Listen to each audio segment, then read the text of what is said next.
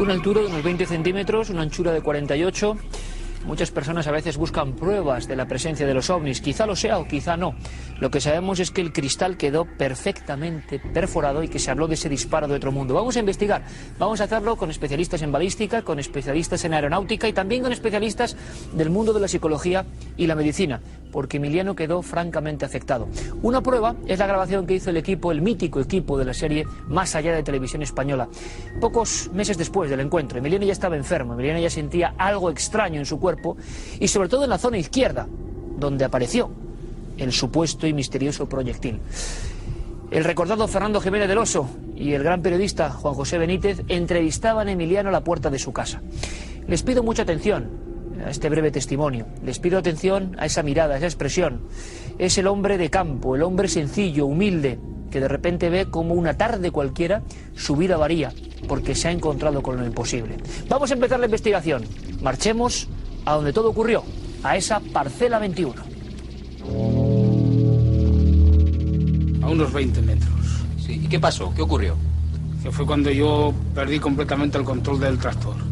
¿Se le paró a usted el tractor? El tractor completamente se me quedó casi como apagado. A las 2 vueltas que me dio el aparato yo ya no sentía el ruido del tractor. ¿Le dio a usted un par de vueltas al tractor? Sí, las 2 primeras vueltas que me dio yo ya no sentía el sonido. Sí, ¿cómo era ese objeto? ¿Qué forma tenía? Pues llevaba hacia abajo un trípode, como si dijéramos una V, y en él iba montado. Y llevaba, a la parte de arriba llevaba unas 4 o 5 antenas. La del medio era más grande que las anteriores. ¿Y qué tamaño tenía ese objeto? Era unos 2 metros tendría. ¿De altura? De altura. Por otro 1,5 metros de anchura tendría, calculo yo que sería así. ¿Y estaba bajo, alto? El aparato cuando yo lo he visto estaba a medio metro o poco más del suelo, cuando yo lo he visto. Y estaba haciendo como si fuera un yo-yo cuando está bailándole un chaval, como si la tierra le aclamara abajo y el aparato se quisiera subir arriba. Empezó a darle vueltas alrededor del tractor. ¿Y cuánto tiempo estuvo así, dando vueltas? Pues unos 20 minutos estaría.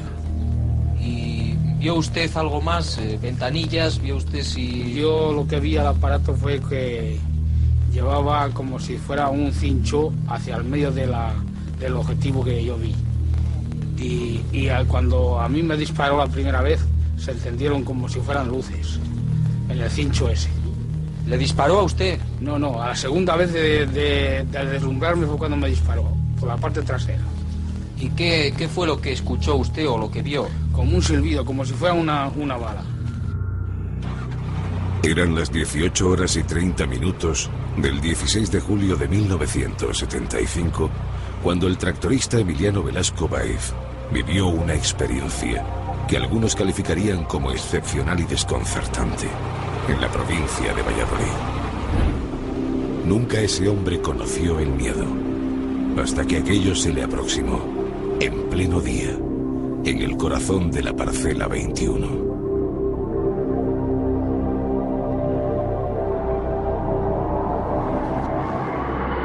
Aquel objeto volador emitía un extraño zumbido y dejó, como si fuese algo demoníaco, un penetrante olor a azufre en el aire.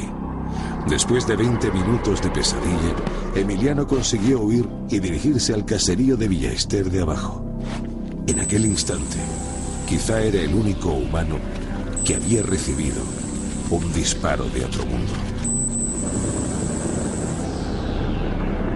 Se fue a una finca cercana que vivía gente, le atendió una señora, llegó en un estado de nervios pues considerable, le tuvieron que hacer no sé si una tila, una manzanilla, intentar calmarle, y luego lo que yo ya no recuerdo es si fueron a denunciarlo al cuartel de la Guardia Civil del pueblo cercano o no. Lo que sí sé es que se dio un susto de muerte y que las personas estas le tuvieron que atender. Esto es lo que él comentaba, y me han disparado. Y cuando se vino a casa, después de preguntarle todos los que le vieron y tal, se sentó en un cantón que se llama a la puerta de la Casa Grande, y ahí se quedó extenuado. Y le salió en la frente algo como una parecía una breva, yo digo que es algo que se parecía mucho, una cosa morada, con unos resquillos así como rojos, como una sangrecilla y tal. Entonces, parece ser que fue del impacto, del susto que él se había llevado con eso.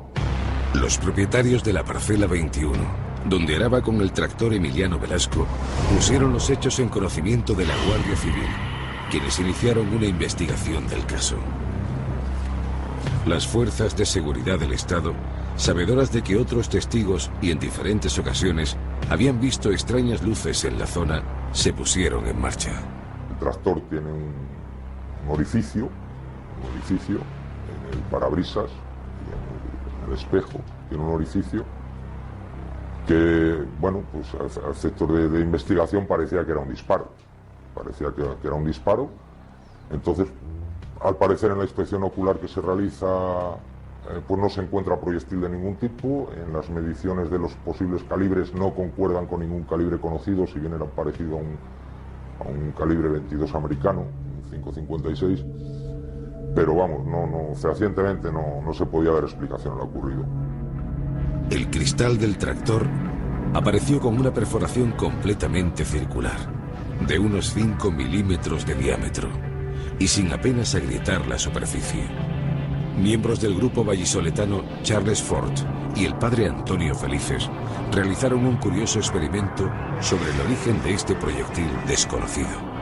Antonio Felices utilizó con su escopeta el calibre más pequeño, el calibre del número 22, y el resultado de esa prueba demostraba que la balística de aquella época, del año 75-76, nada tenía que ver con lo que realmente pudo haber atravesado el cristal trasero del tractor de Emiliano Velasco.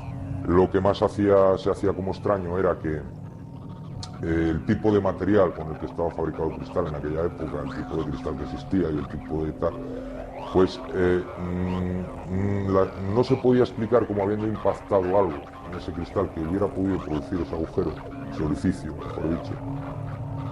El cristal no se hubiera roto.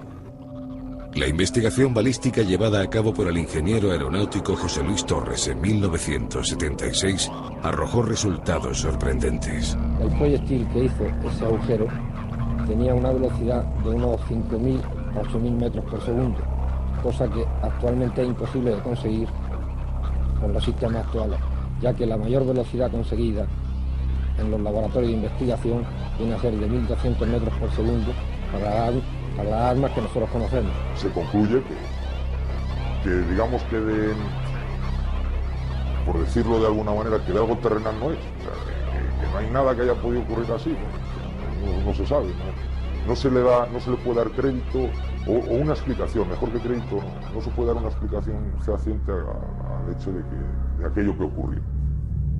El presunto proyectil que agujereó el cristal del tractor jamás apareció. Pero esto no impidió que se realizaran varios análisis del vidrio. Este cristal, con ese impacto, con ese agujero, fue puesto en manos de la Cátedra de Química de la Facultad de Ciencias de la Universidad de Valladolid. Todos los resultados de los análisis que se efectuaron fueron negativos. Se intentó medir radioactividad, se intentó ver si había rastros de balística, porque podía haber sido un disparo. Tampoco había rastros de balística en el cristal. Una alucinación no te perfora un cristal, y de la forma tan limpia como estaba perforado. Y la segunda cuestión, también muy importante, es que el día anterior a pasar este suceso, un matrimonio de un pueblo cercano vio en la misma zona una especie de como luces azules ascender en espiral hacia el cielo. Sin duda, algo parecía rondar aquellos solitarios parajes entre el 15 y el 16 de julio de 1975. Presencias que eran mantenidas en secreto por decenas de personas humildes y trabajadoras. Pero el miedo y el silencio, que aún late 30 años después, no nos impedirá continuar nuestra investigación en este lugar. Hombre polilla. Algo absurdo, evidentemente, y estamos dentro de los límites de esa irracionalidad que a veces acompaña algunos misterios. Para muchos investigadores fue, sin embargo, un egregor, una especie de conjunción de pensamientos. Una comunidad concreta, de un lugar muy concreto en Estados Unidos, entró en una especie de pánico colectivo. Y muchas personas de cualquier condición, de cualquier situación, de cualquier creencia, de repente vieron lo mismo.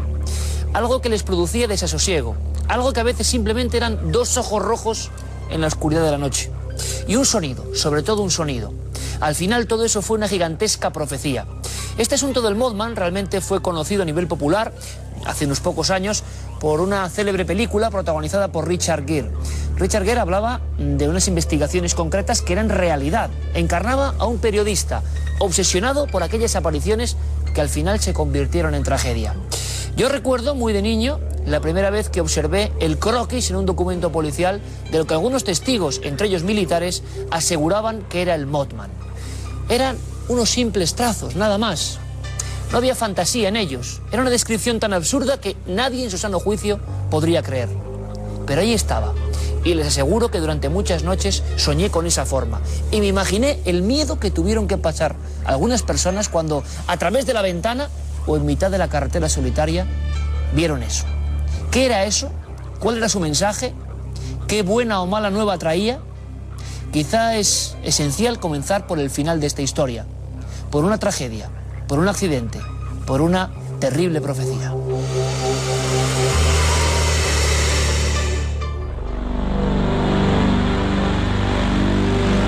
Hay sucesos que marcan la vida y el devenir de toda una población.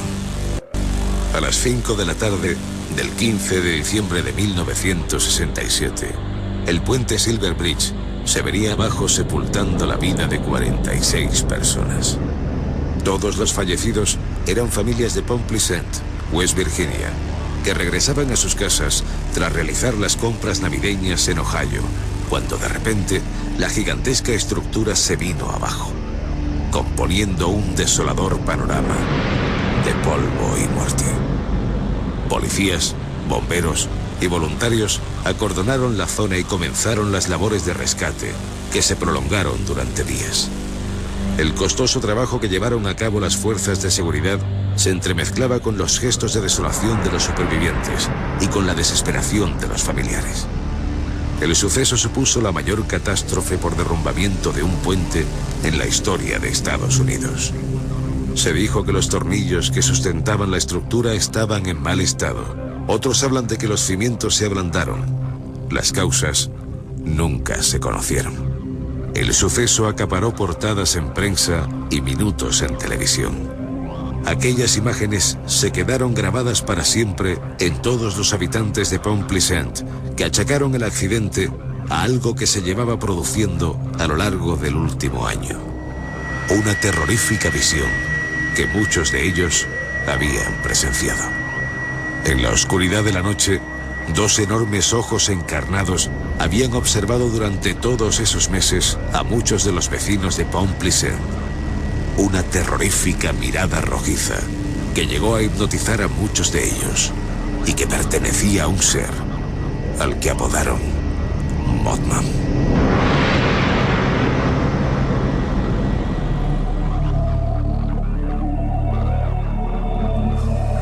Pero el accidente del puente de Plata en Point Pleasant tenía otro lado oscuro y oculto.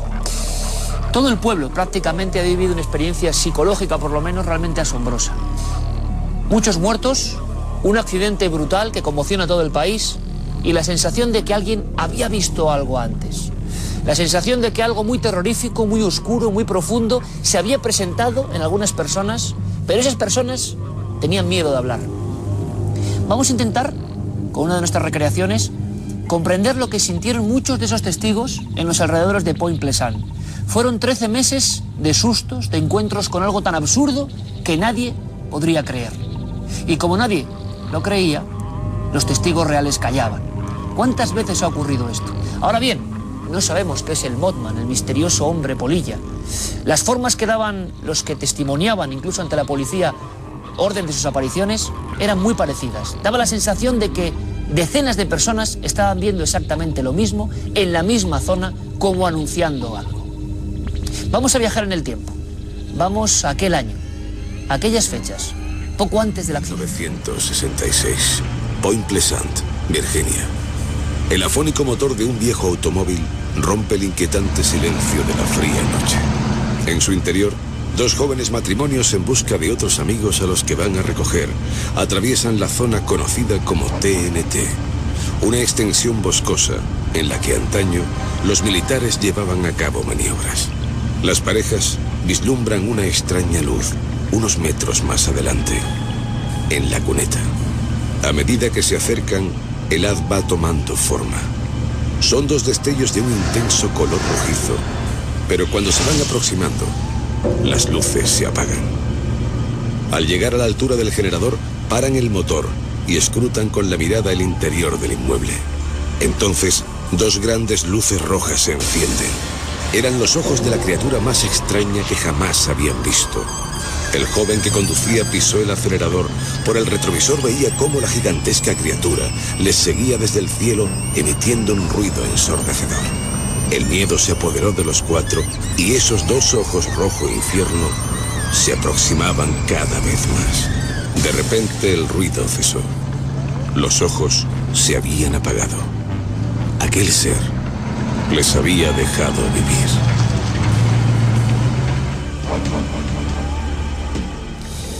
Desde luego que era difícil de creer, un auténtico encuentro con el absurdo, aunque a veces los que investigamos estos asuntos tan extraños sabemos que el absurdo puede ser un marchamo precisamente de autenticidad.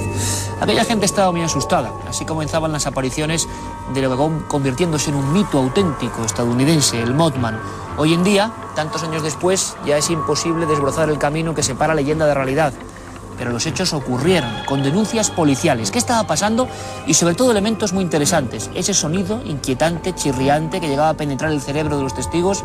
Y no solo eso, sino una zona de alta seguridad. Quédense, por favor, con ese detalle. Zona de alta seguridad. Nos acompaña, como siempre, porque tiene mucho que ver con los dioses oscuros, de los que tanto sabe nuestro asesor, el doctor en antropología, José Luis Cardero. Aquí su última obra. José Luis, bienvenido, buenas noches. Muchas gracias.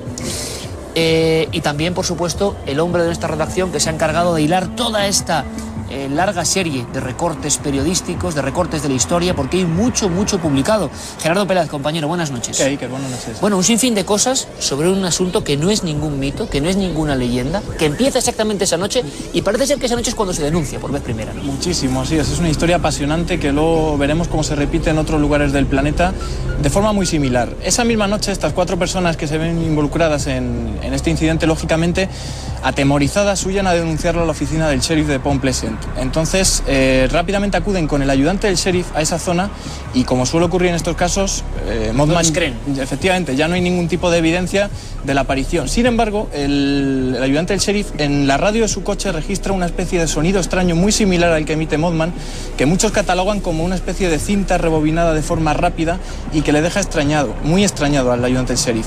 Esa misma noche también reciben multitud de denuncias de otros testigos que aseguran que han visto algo similar. La misma noche En esa zona. Y la consecuencia de todo esto es que el sheriff, esto es la gran diferencia con lo que ocurriría, por ejemplo, en España, aquellos Estados Unidos, decide montar una rueda de prensa con todos los testigos que esa noche han visto a este extraño ser al día siguiente en Point Pleasant. O sea, que el propio sheriff, la autoridad de Point Pleasant, del lugar de los hechos, luego lugar del famoso y terrible accidente, hay una rueda de prensa oficial. Sí, al día siguiente, en la que ya acuden muchísimos medios, entre ellos varios investigadores y periodistas que luego a la larga serán muy importantes en esta historia. A través de ellos se conocen y denuncian todo lo que han visto esos testigos, esa extraña criatura, y comienza a crecer el mito de Mothman. Gerardo, ¿cuántos testigos en esas primeras noches de noviembre del 66? Multitud, desde la noche de noviembre, el 15 de noviembre del 66, hasta la noche del 15 de diciembre del año siguiente, el 67, que se produce el fatal accidente del Puente de Plata. Hay muchísimos testigos en toda la comarca, en toda la zona, que aseguran que han visto a ese ser grisáceo. Son varios, casi todos en la zona esa militar que decías de pruebas, en la zona TNT. Y el más sorprendente de todos tal vez sea una mujer que es la única que parece ser que ve la cara a Mothman directamente y que, según describe ella, es como si hubiera mirado un eclipse porque la deja cegada durante días. Esos ojos luminosos tan potentes, esa mujer tiene unas secuelas en la vista durante días que le impiden tener una visión correcta, como si hubiera mirado un eclipse sin las medidas de seguridad adecuadas. Curiosísimo, empieza, digamos, el recorrido del miedo en esa población, una pequeña población donde nunca había ocurrido nada, excepto, bueno, las novedades armamentísticas que llegaban, y es curioso, de la Segunda Guerra Mundial.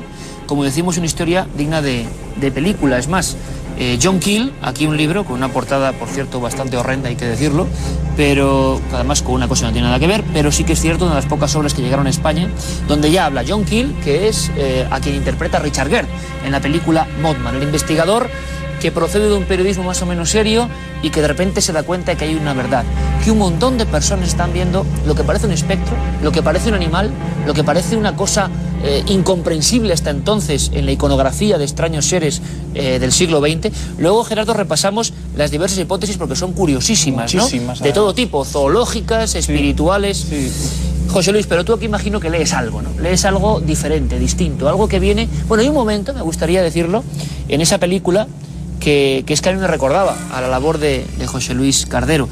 Acude un investigador antropológico y este le dice: tranquilo, esto de la mariposa negra, de la polilla, por eso hombre polilla, de la figura que nadie se puede creer que aparezca, viene desde muy atrás en el tiempo. ¿Es película o es verdad? Es verdad. Yo creo que tenemos que preguntarnos, de hecho la primera pregunta que surge es ¿qué tipo de criaturas son estas? ¿Y por qué están continuamente junto a nosotros? O sea, ¿crees que la gente no mentía, que no era una fantasía? No, evidentemente no, porque existen testimonios de este tipo de criaturas a lo largo de toda la historia. Entonces, yo pienso que esta criatura concretamente presenta unas peculiaridades típicas de los seres del otro mundo, por ejemplo, ¿no? Es decir, tiene una altura indeterminada. Es difícil fijar su estatura o fijar incluso su posición. No sabemos si está acostado, si está paralelo al coche, si está de pie. Después, por otra parte, su silueta está borrosa, a pesar de que puede haber muchos testigos que lo hayan localizado, que lo hayan visto. Nadie puede decir exactamente en un primer momento al menos a qué se parece. Se parece a una polilla, se parece a una figura iniestra, se parece a un vampiro. Parece que son los ojos, ¿no?, lo que más llama la atención. Y sobre todo los ojos. Los ojos es lo que más destaca, no solamente en esta aparición, sino en multitud de pinturas que se reparten a lo largo de la historia. Es decir, esos ojos redondos, impresionantes, esa visión como si focalizara todo el poder del ultramundo, todo ese poder de lo luminoso a través de los ojos hacia nuestro lado. Y sobre todo yo pienso que además de todo esto nos hace entender lo frágil que resulta la pared que nos separa, que separa nuestro mundo pragmático, nuestro mundo racional, de ese otro ámbito en donde reinan estas fuerzas, este tipo de fuerzas. Es tan frágil la separación que basta un instante para hacerlo desaparecer. A mí me gustaría hacer hincapié sobre otra cosa. Existe un momento antes de que se produzca la aparición, como si fuera un momento de transición, como si nosotros estuviéramos atravesando... Interesantísimo, Luis. Una zona especial en donde se va a producir la transformación, en donde los seres de nuestro mundo están entrando en una realidad distinta. Incluso a veces es posible que haya testimonios de que se producen desplazamientos espaciotemporales, porque efectivamente hay como un desplazamiento mental, sobre todo. Y ahí se empiezan a producir ruidos extraños, se empiezan a ver formas raras, puede aparecer incluso una niebla que rodea o que bordea el camino. Ese chillido espeluznante que perturba de una manera... es como un intento de alcanzar un estado alterado de conciencia que haga posible el ver esa realidad. Pues menuda clave, José Luis, acabas de dar, porque yo en mis cuadernos de campo, luego a visitarnos en breves minutos un buen colega, cronista, que he tenido la fortuna de con él perseguir algunas historias en España. Vamos a hilar todo esto a España, a casos parecidos. Desde luego aquí no hubo rondas de prensa con el sheriff. En Estados Unidos para eso son mucho más abiertos. Aquí lo que hubo es miedo y olvido, por desgracia.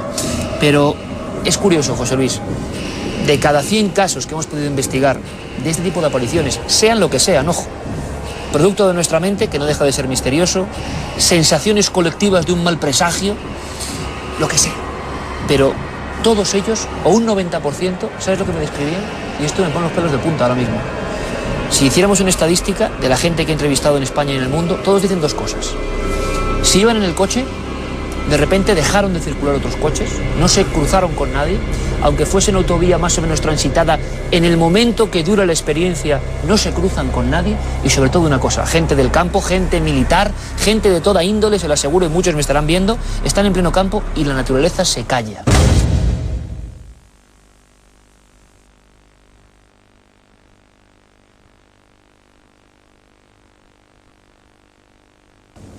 hay un silencio previo muy especial, un silencio que se puede cortar a cuchillo, un silencio que duele y que envuelve toda esa experiencia. Por lo tanto, estamos hablando de un mundo onírico, de un mundo cercano a los sueños. Caramba, es apasionante. Bueno, todo esto se fue complicando, Gerardo, se fue complicando con nuevas apariciones. ¿Qué teorías se daban?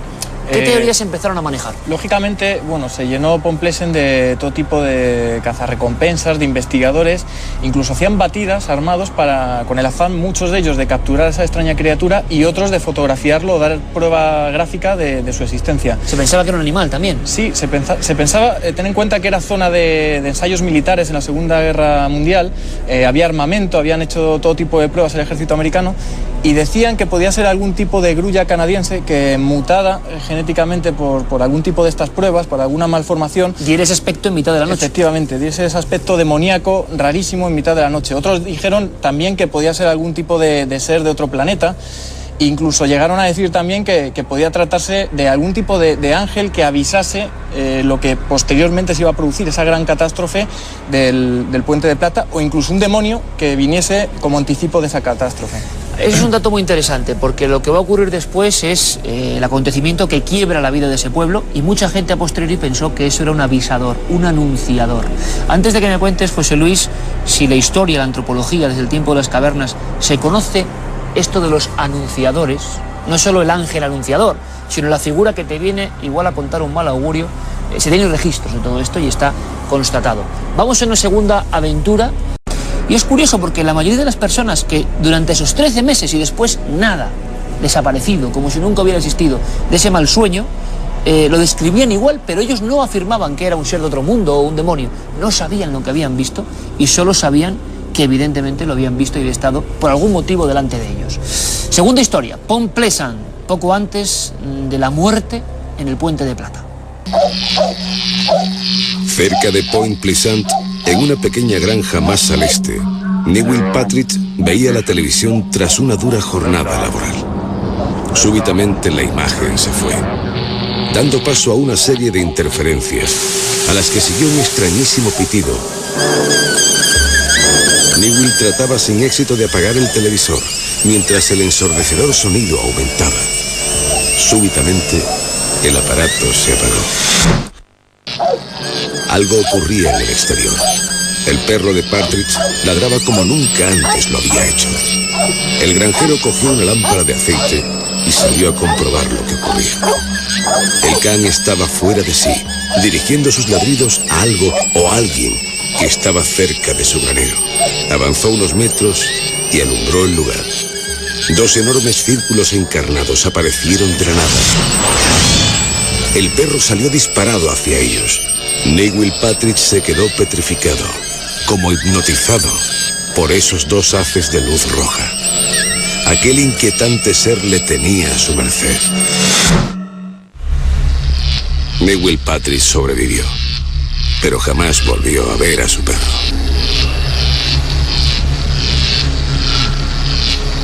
Y si les parece sorprendente esta historia del Mothman y sus macabras profecías, esta historia de ficción basada en hechos muy reales, aguarden unos minutos, porque vamos a conectar todo esto con España, con nuestro país, aquí con investigadores y con documentos, en Cuarto Milenio.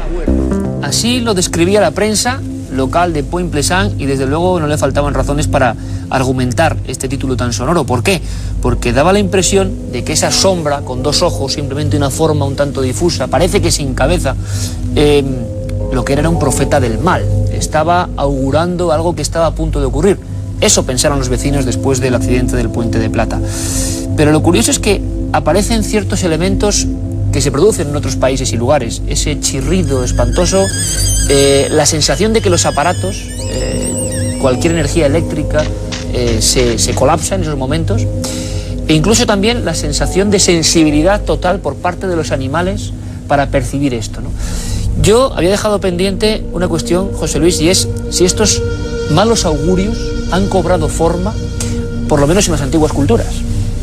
Sí, bueno, no olvidemos, por ejemplo, a los famosos demonios de las ruinas. Demonios de las ruinas. Demonios de las ruinas que vagaban por las ruinas de Babilonia, vagaban por las ruinas del desierto, que eran también unos seres que se describían como seres peludos, seres de, sobre todo, el detalle más significativo, seres de ojos rojos. Eso Eso, en Babilonia. En Babilonia aparecen así. Eran lo que comúnmente se llaman las lamias, o que en otras culturas adoptaban como formas serpentiformes, pero que aquí eran fundamentalmente unos seres que se acercaban, aunque vivían en las ruinas y en los desiertos y solamente se apoderaban de aquellos que vagaban en la noche por esos lugares, pues de vez en cuando se aproximaban también a los lugares poblados y se satisfacían con sus víctimas. Eran como una especie de vampiros, pero que no chupaban la sangre de sus víctimas, salvo en algunos casos, sino que era como si absorbieran la energía vital de esas víctimas a través de sus ojos.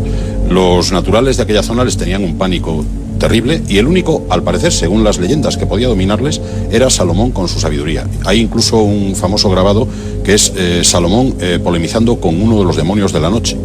Gracias a su poder podía controlar. Los que estaban alrededor de Salomón estaban aterrorizados con aquel ser terrible que con sus ojos dominaba, ¿no? Sus ojos y su aspecto siniestro dominaba a toda la asamblea.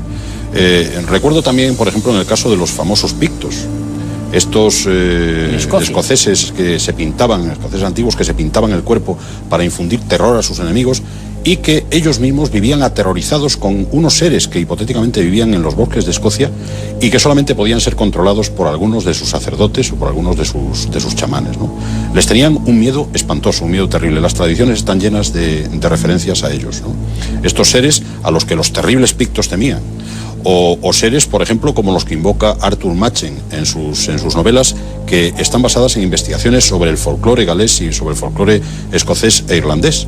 Ese terrible pueblo blanco que en las leyendas aparecen como hadas y como elfos, pero que en realidad tienen un aspecto mucho más siniestro y mucho más próximo a esos dioses, a esas divinidades oscuras, terribles, que de vez en cuando irrumpen en nuestra realidad. Porque la gran pregunta, José Luis, es ¿qué demonios, nunca mejor dicho, pintan testigos de toda índole, policías, personas que trabajaban en supermercados, periodistas, conductores, amas de casa, inventándose exactamente lo mismo al mismo tiempo? Contagio psicológico por ver en la prensa esas noticias. El pájaro ha vuelto, decían algunos titulares, pero también, por otro lado, puede haber un contagio psicológico a otro nivel, ¿no? Esa comunidad, por algún motivo que se nos escapa, estaba sintiendo al mismo tiempo y reflejándolo de esa forma algo que era la mala suerte.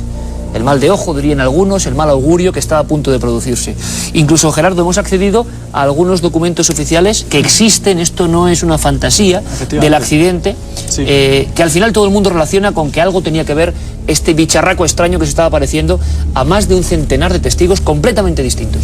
Desde Washington incluso mandaron una investigación a fondo, porque no hay que olvidar que esta fue la mayor catástrofe por accidente de puente ocurrida en Estados Unidos hasta la fecha. 46 personas murieron. 46 Estuvieron víctimas. 4 años haciendo peritajes y labores de investigación, intentando sonsacar las causas de ese accidente del puente. Gerardo? Parece ser que todo ocurrió en la parte del puente más pegada hacia Ohio. Uno de los látigos que sostenían el puente se soltó y a partir de ahí ya el puente empezó a balancearse de un lado a otro, y cuentan las crónicas que en tan solo 45 segundos, en menos de un minuto, se vino todo abajo. Multitud de coches, aquí tenemos un croquis que hizo la propia investigación, los 38 coches, vehículos, entre ellos camiones, autobuses, tractores. Algunos de ellos habían visto al Mothman. Efectivamente, algunos de ellos, familiares de algunos de ellos habían visto al Mothman. La propia periodista a la que luego haremos referencia, Mary Hair, estuvo implicada en ese accidente, aunque gracias a Dios no perdió la vida.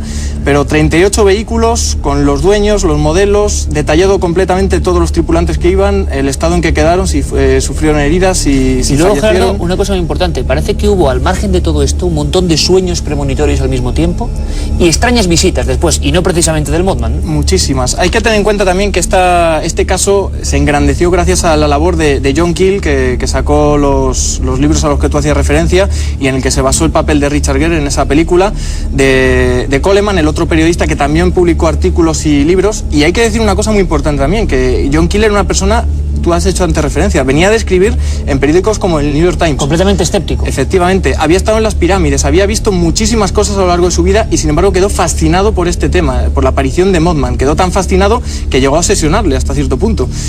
Otra de las periodistas a las que hacíamos referencia, Mary Hair, fue una persona que escribió muchísimo. Esta era una periodista de otra índole, local, escribía en la Gaceta local de...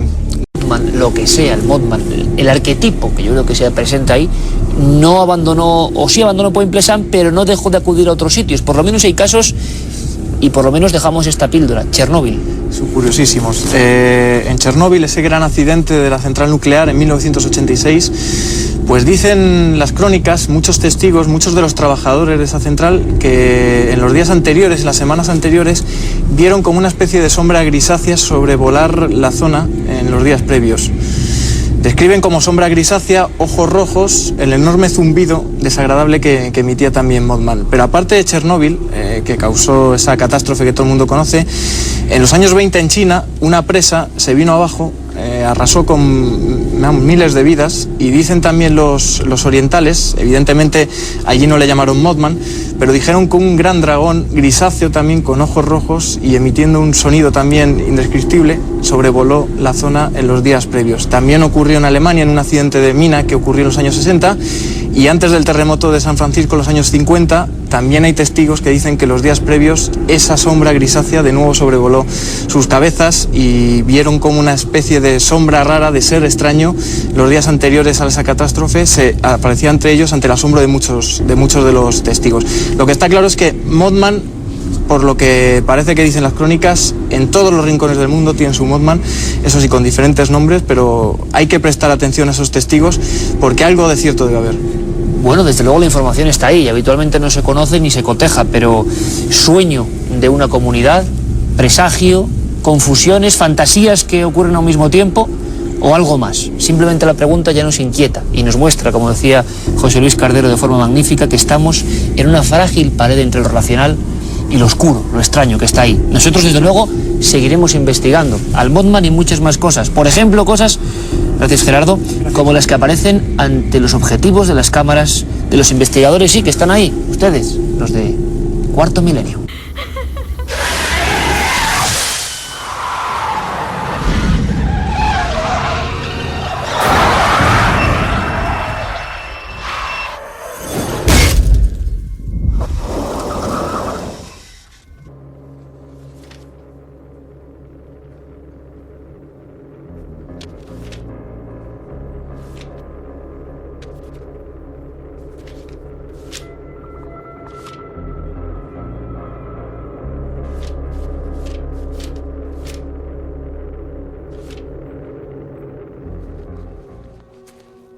¿Le has visto? Sí, le he visto. Anoche, cuando volvía del trabajo hacia las 12, pasaba con el coche por delante de la fábrica de cemento junto a la planta química. Ya. Y ocurrió algo.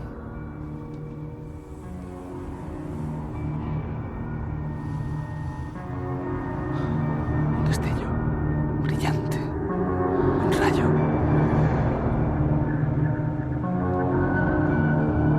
Noté que algo me envolvía.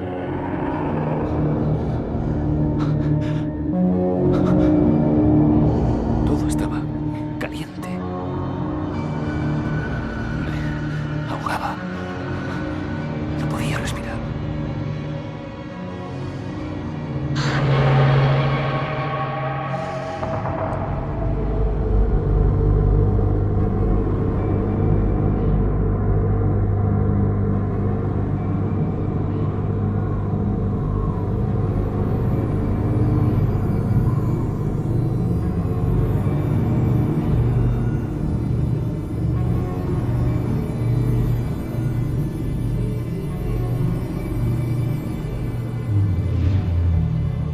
Parecía humano, pero había algo anormal en él. Y entonces oí la voz, la misma voz que había oído 2 noches antes. Me dijo, no tengas miedo. Mi nombre es Sindrid Gould.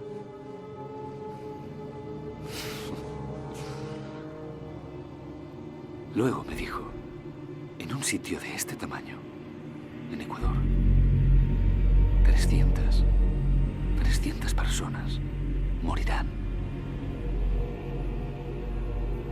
Espérame. Volveré. Nos veremos en su momento.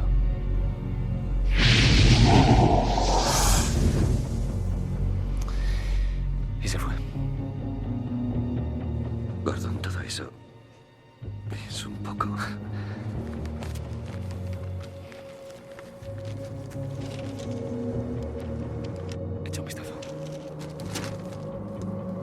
Terremoto en Ecuador, más de 300 muertos.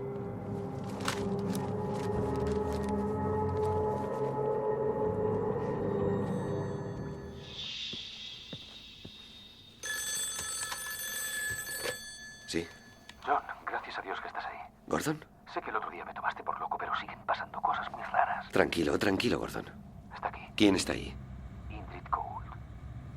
Está justo a mi lado. Ve a casa de Gordon. Dice que Gould está allí. Gordon, déjame hablar con él. Sí. Espera.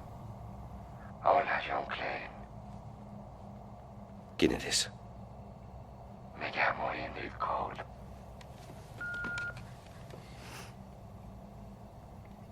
A menos que seas Gordon Smallwood, claro. Tu padre nació en Racine, Wisconsin. Vivíais en una casa verde en Monroe Street. ¿No recuerdas cómo era tu madre? Bien. Has captado mi atención.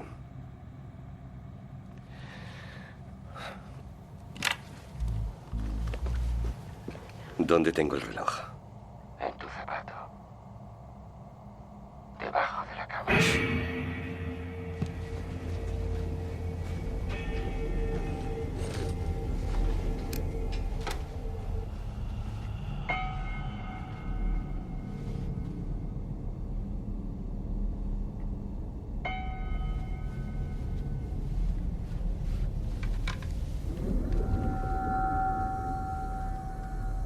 Muy bien, John. Gracias. ¿Qué tengo en la mano? Protector labial.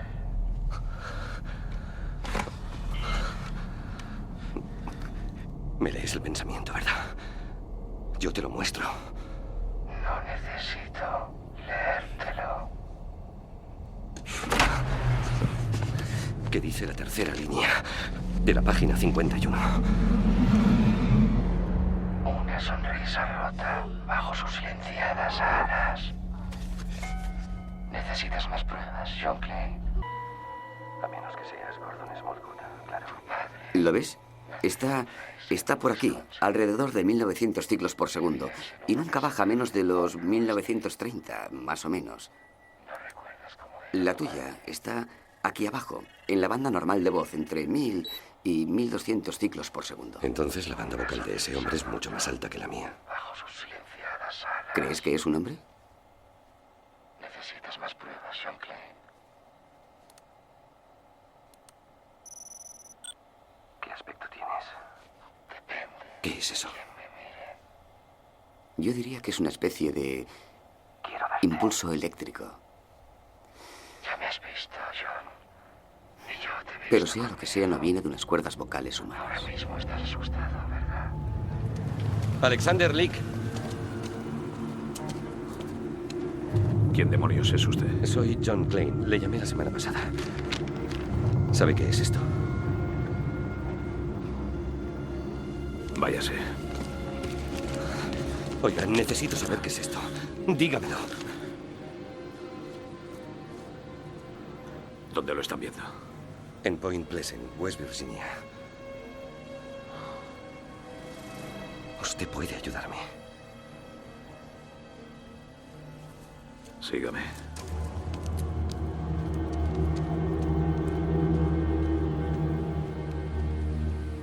La mariposa nocturna.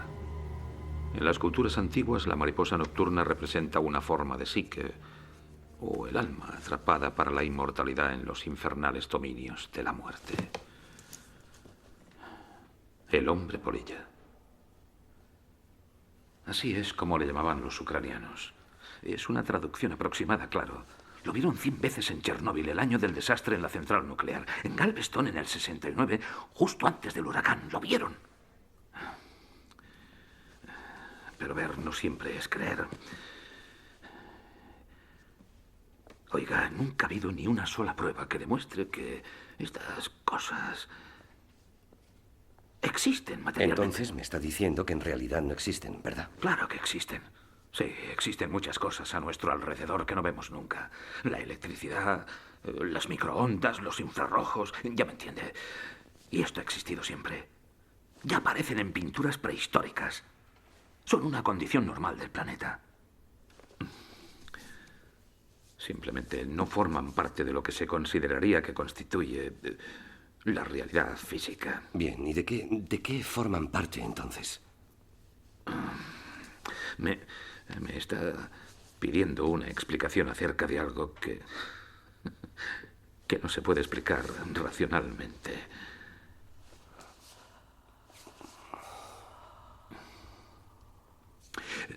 Es como la concentración de energía antes de que ocurra algo. Se ponen los pelos de punta antes de que caiga un rayo. Ha dicho antes de que ocurra algo. ¿Se refiere a que causan desastres? ¿Por qué iban a provocarlos? De acuerdo, entonces están intentando avisarme. Sus motivaciones no son humanas. Entiendo. Pero entonces, ¿qué quieren? No tengo ni idea. Lo que quiere saber en realidad es ¿por qué los ve usted? Sí. Usted los ha percibido y ellos han notado que usted los ha percibido. La mayoría de personas no tienen sensibilidad para captarlos, a no ser que hayan sufrido algún tipo de trauma. ¿Qué le ha pasado a usted, señor Klein?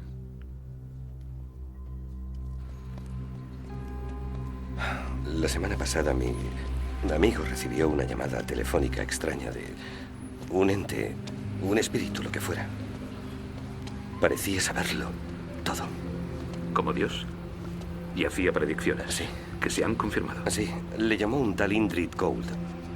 Es percepción, John. A cada cual se le aparecen de forma diferente.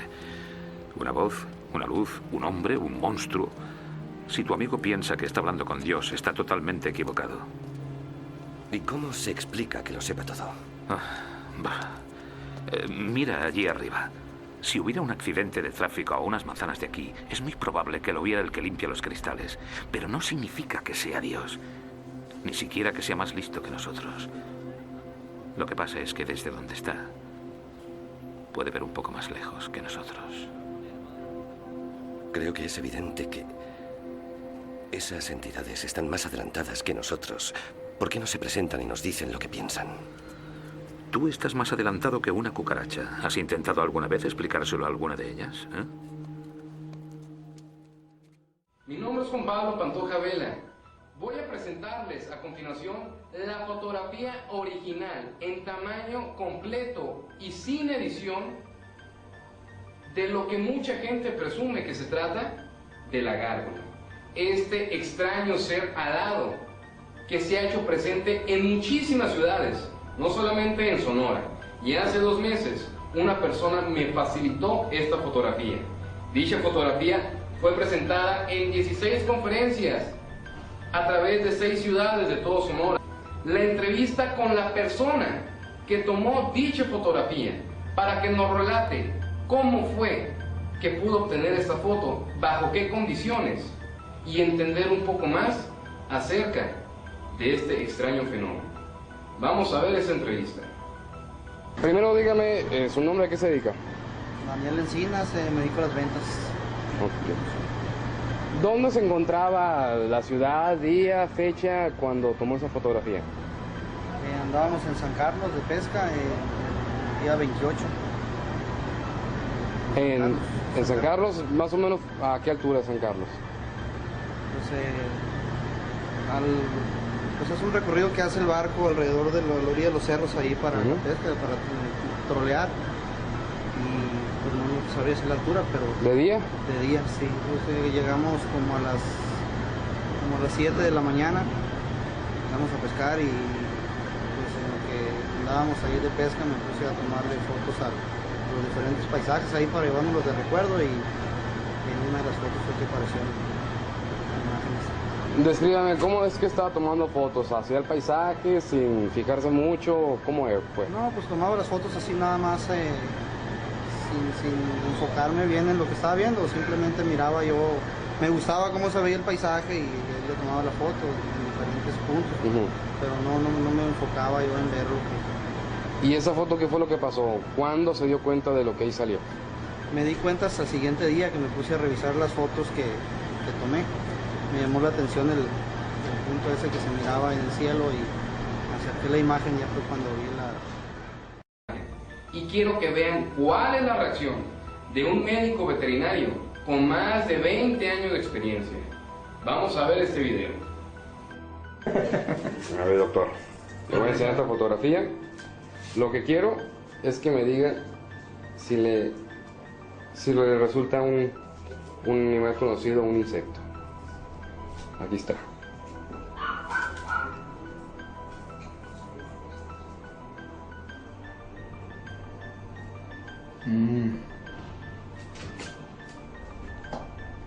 Carajo.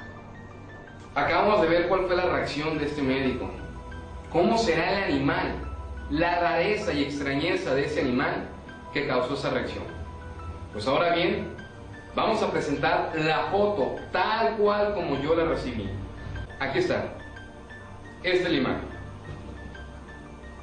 En tamaño original. Si podemos ver, la distancia es considerable entre el barco y la orilla del mar. Vamos a analizar por partes esta foto. Punto número 1. No existen en alta mar insectos, mosquitos, zancudos, mariposas. Necesitan existir sobre tierra. En mar no hay. Segundo dato.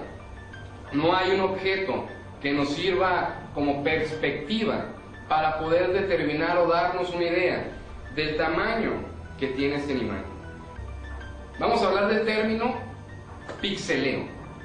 ¿Qué sucede cuando una fotografía es ampliada? Esta se distorsiona o se pixelea.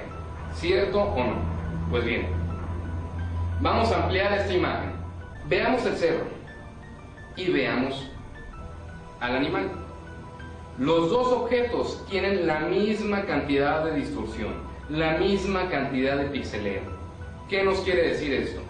Que el cerro y el animal se encuentran a la misma distancia. Si esta criatura hubiera sido un insecto que se atraviesa por enfrente del lente de la cámara, mis amigos, al momento de ampliarla, casi no se distorsionaría. O el cerro tendría un nivel muchísimo más grande de distorsión. Estaríamos hablando de un animal de 3 metros de altura y una envergadura de casi 6 metros.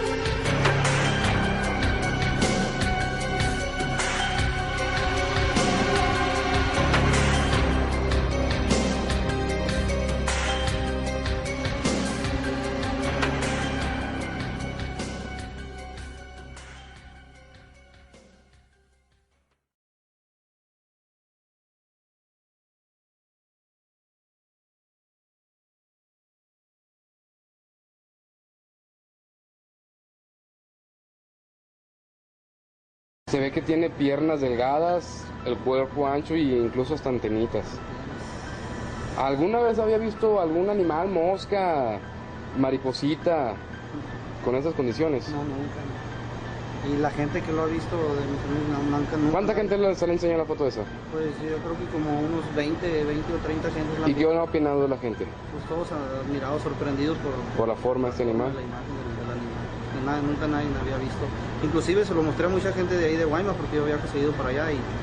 ¿Me puede mostrar su celular y ubicar la fotografía en su celular?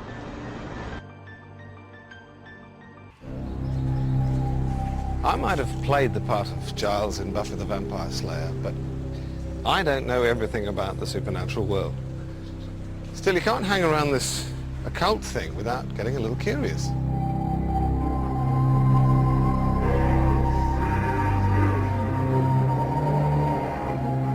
Where do all these supernatural tales come from? I'm about to begin a journey into the belly of a beast that has no body.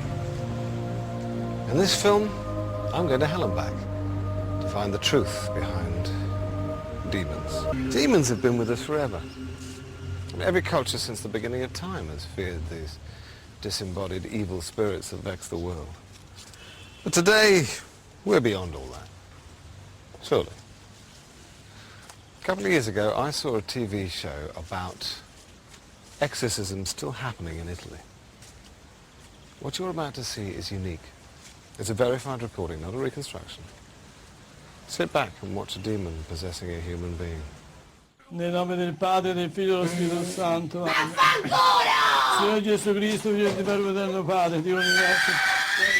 According to her parents, 16-year-old Martina has suffered from possession for 10 years. No one could help her but the exorcist. È di Cristo, è di Cristo, è di Cristo. Ecco l'acqua del Signore. Il demonio esiste o non esiste? Esiste il demonio! Come fa a dimostrarlo? Come fa a dimostrare che esiste? Le guerre, tutto! Ma questo... Io esisto! E chi non ci crede bene? Ma questo...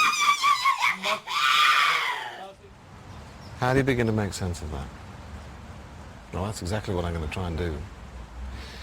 I'm going to start my search for demons by plunging right into the heart of the Catholic Church, the Vatican. I'm going to meet Father Gabriele Amort. He's the honorary president of the International Association of Exorcists. It's a great title. He's pretty much the most experienced exorcist in the Roman Catholic Church, in the world. If anybody on earth knows about battling evil and demons, it's him. What is an exorcism? Un esorcismo è semplicemente una preghiera.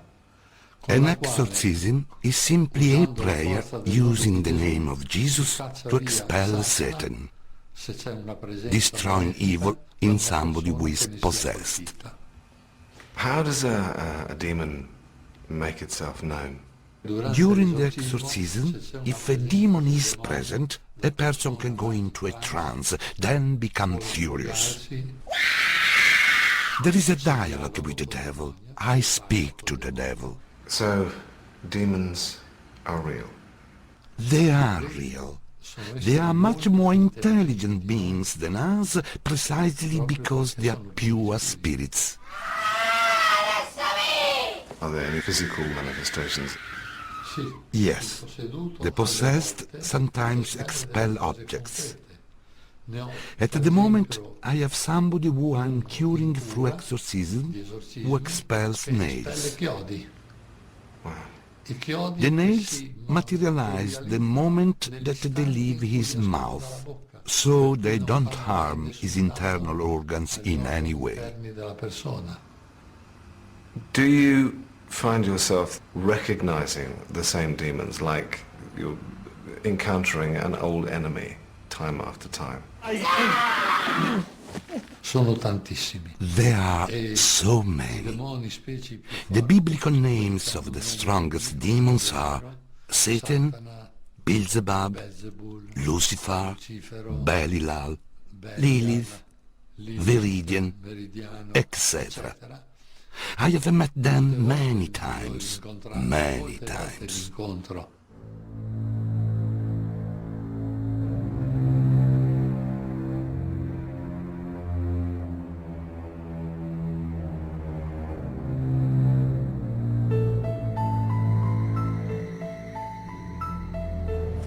I've heard what the representatives of heaven have to say, so let's check out the opposition.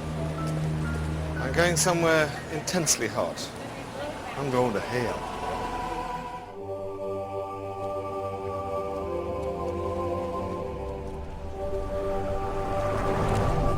Ooh, it's hot as hell out here. It's 40 degrees. Must be the right place for demons. My quest to find demons leads me here, to the Syrian desert. Though sun-blasted now, it once held great cities and religions, people whose gods would become our demons. Here, in the cradle of civilization, are the dark roots of demonism. I've come to see one of the few temples ever built to honor the devil.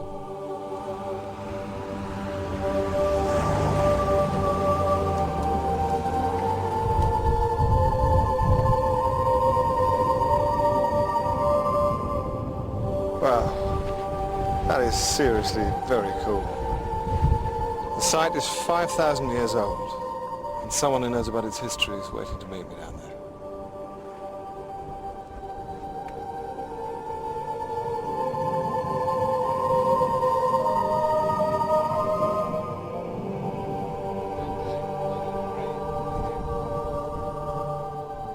Renowned authority and Oxford Professor of Biblical Studies, John Day knows some of the greatest demons.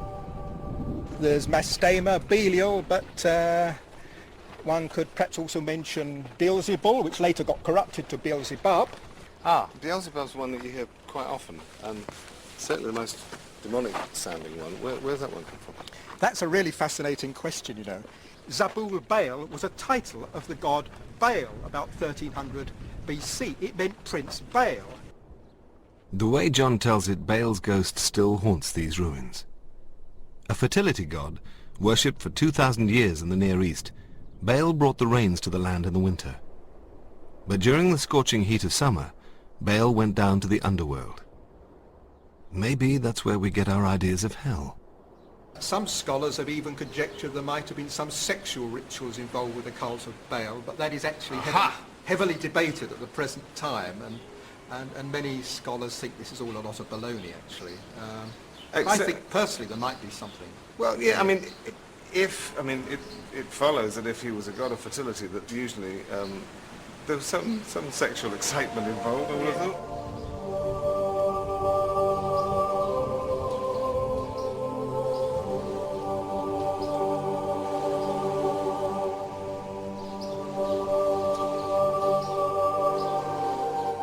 A fertility god?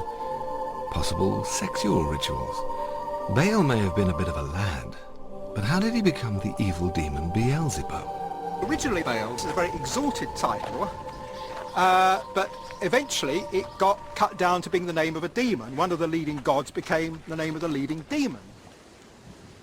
It seems the Jews, then the Christians, took all of Baal's good qualities for their own god and ascribed all the unpleasant things to Baal.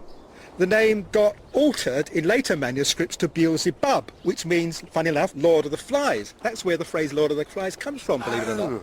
Fascinating, isn't it? And so in a sense, this was a way in which people could say the enemy was dung, you know.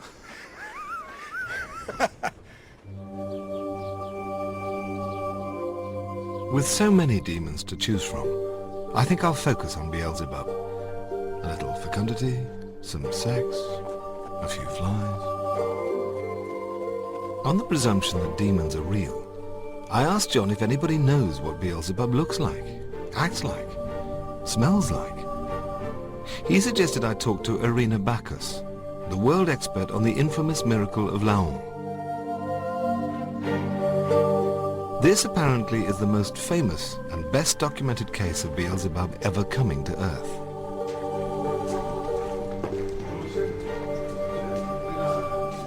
Reading about Beelzebub's little visit, it seems he slipped into our world through the fragile body of a French girl named Nicole Aubry. But what the Lord of the Flies would do to that body would rock the Christian world. Official account that was commissioned by the King of France at the time in August 1566, contemporary with the events, or shortly after the events. This is 500 years old. Yes, about, yes. She wasn't terribly attractive. Well, no, at this point she wouldn't be, because she was disfigured by Beelzebub. Yes. Here her back is arched right over. She would arch over backwards, which is an incredibly difficult thing to do, so you couldn't see her head. Oh, I can do that. Here she's being held down. Every time she was, in fact, superhumanly strong, so that several men had difficulties keeping her down. How old was she? She was 16. She was already married. Her husband and her family were present throughout.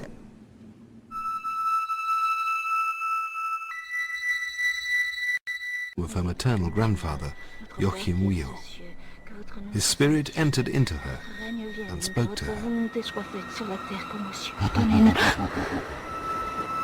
He claimed to be in purgatory, still with certain vows unaccomplished. He asked Nicole to have a pilgrimage made to St. James at Compostela. On the second day of December, about the 8th hour of the evening, some of the family saw that the girl began to behave strangely and was then taken by terrible convulsions.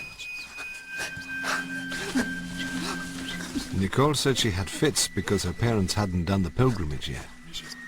Not wanting to spend the money, her parents had just pretended to go.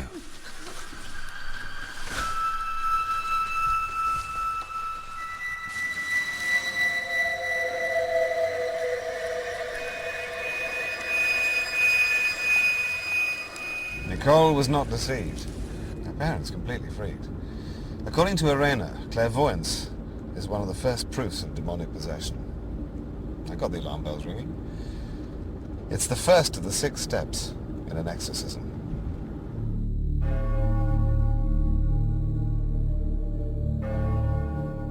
Her parents asked a Dominican monk, Pierre de la Motte, to call forth the spirit. Quand es-tu entré en Nicole? Dès que j'ai quitté mon corps. Unable to comprehend what was happening, they took her to her local church and waited for help.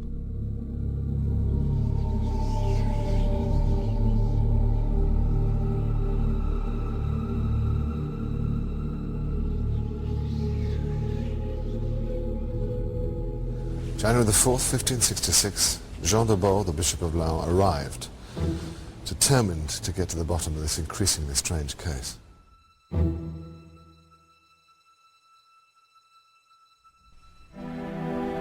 Croyez-moi, je vous dis que je suis son bon ange. Menteur. Tu n'es pas un bon ange. Qui es-tu, malin esprit? Qui es-tu, malin esprit? Quel est ton nom? Quel est ton nom? Je suis Belzébuth. Cette ribaude est la mienne.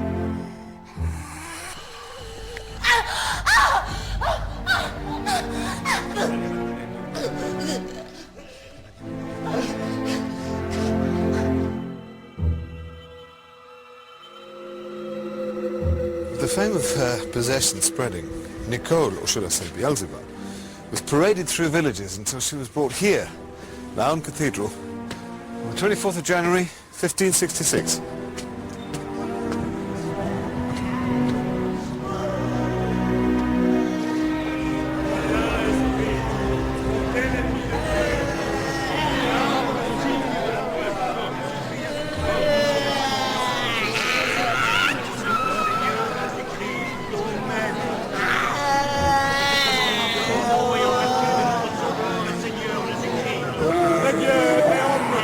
Voici de sortir du corps de cette pauvre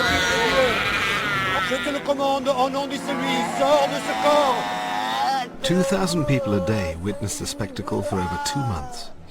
The exorcisms always began by using holy water, the sign of the cross, and other holy objects. But far from expelling it, they only seemed to inflame and anger the demon.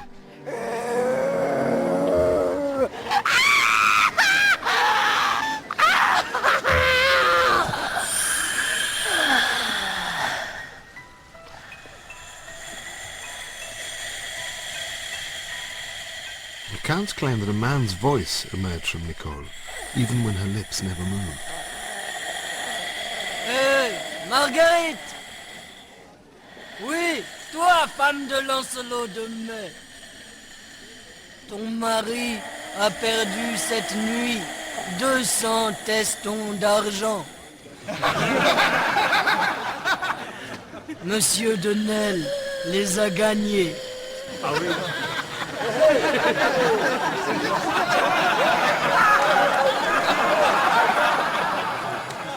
As Beelzebub, the possessed Nicole was constantly accusing onlookers of secret sins, accurately. And what made this even more surprising was that these were unconfessed sins, unknown to anyone but the sinner, and led to thousands wanting to confess to a priest before their innermost secrets became public at the exorcisms.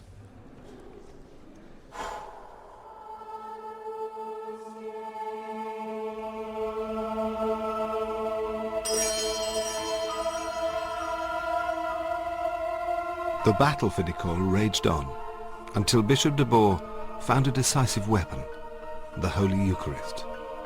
The wafer the Catholics believe is changed into the body of Christ during Mass.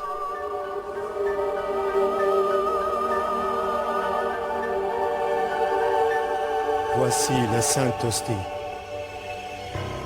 Regarde-la, Belzébuth. Esprit malin, ennemi mortel de Dieu, je te commande, au nom du précieux corps de notre Seigneur Jésus-Christ, ici présent, de sortir de cette pauvre femme et t'en vas au profond des enfers pour y être tourmenté. Witnesses said that when the demon was confronted with the Holy Eucharist, it was rendered temporarily impotent. A most bizarre phenomena that occurred is that the demon would retire into her left arm, freezing it solid.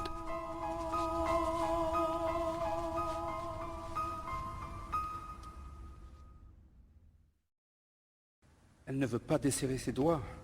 Il n'y a que la force du précieux corps de Jésus-Christ qui le fera sortir. Mais qu'est-ce qu'on peut faire? Il faut continuer. Continuer jusqu'à la fin. D'accord, je m'en réfère. Once she had swallowed the Eucharist, Nicole would become rigid and insensible.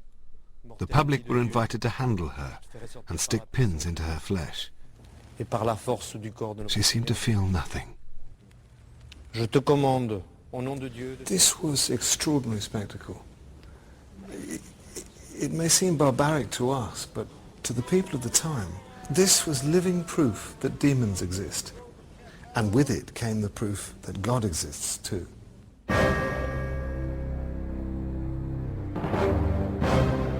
As the weeks wore on, the Bishop de Boer claimed a small victory. Nicole recovered her sight, speech and hearing. But not for long. Oh, malin esprit, mortel ennemi de Dieu. As the weeks wore on, the Bishop de Boer claimed a small victory. Nicole recovered her sight, speech and hearing. But not for long. Oh, malin esprit, mortel ennemi de Dieu, regarde le précieux corps. Ôte-moi mon jaune blanc.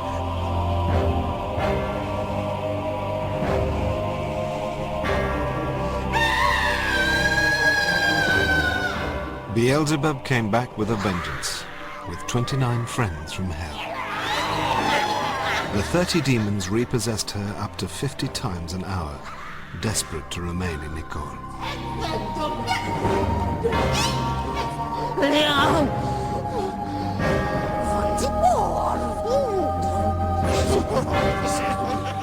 Different demons, different languages. As the Holy Eucharist subdued one, yet another demon would spew out of Nicole's mouth. Du kannst nicht gewinnen. Hau mich dazu bringst, sie zu verlassen, komme ich zurück, wann immer ich will. It seemed a demon's only alternative to being in a living victim was to suffer in hell.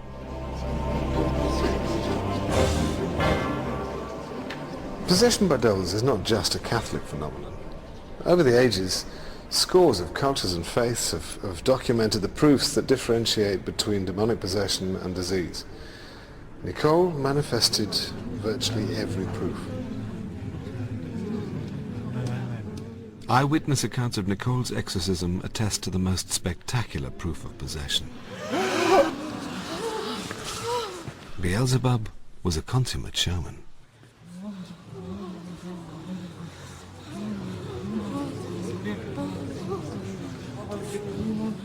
Are demons real, or just imagined? To the crowds in Laon Cathedral, there was no doubt. The laws of nature and God had been defied. The question was, would God really have the final say?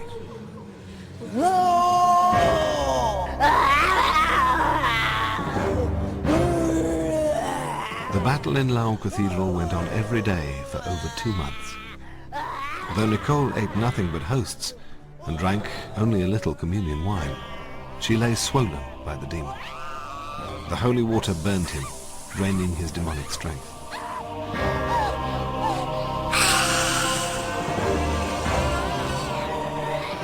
But Beelzebub flared up in a titanic rage. He struggled so violently Nicole's bones were snapped like twigs. Though frightened and exhausted, Bishop de Beau's faith in the power of the Eucharist was his only hope. He never gave up.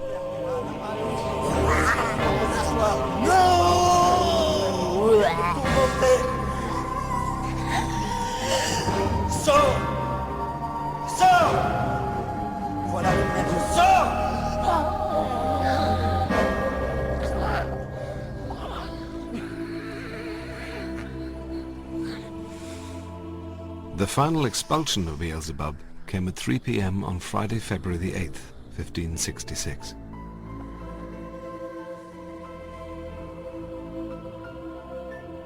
The sign of his final defeat was to be found in the recuperation of Nicole's left arm, that had been paralyzed since she first became possessed.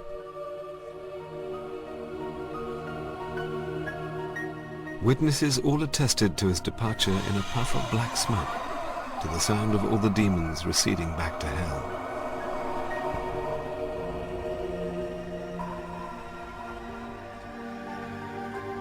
Nicole was left physically broken and holding onto her sanity by a thread. But to the Catholic Church, it was a great victory over the power of evil.